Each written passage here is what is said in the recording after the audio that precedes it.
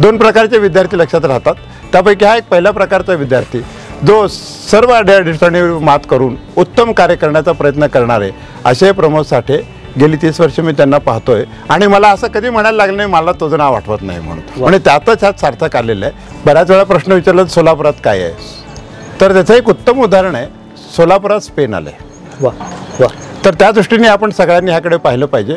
आणि इथे मी अभियंता म्हणून ज्यावेळेस त्या प्रोजेक्टमध्ये सकाळी गेली 1-2 तास आता फेरफटका मारला त्यावेळेस अगदी बारकाईने पाहिलं असता की डिटेलिंग इथं खूप केलेलं आहे.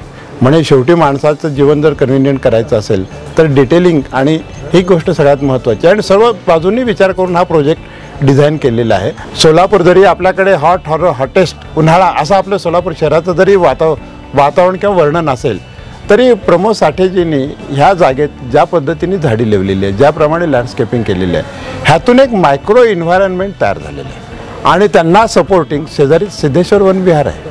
त्यामुळे सोलापुरातील महाबळेश्वर असं काही दिवसांनी म्हणायला किंवा निसर्गरम्य ठिकाण म्हणायला काहीच हरकत नाही, ह्याच्याबद्दल मला खात्री आहे.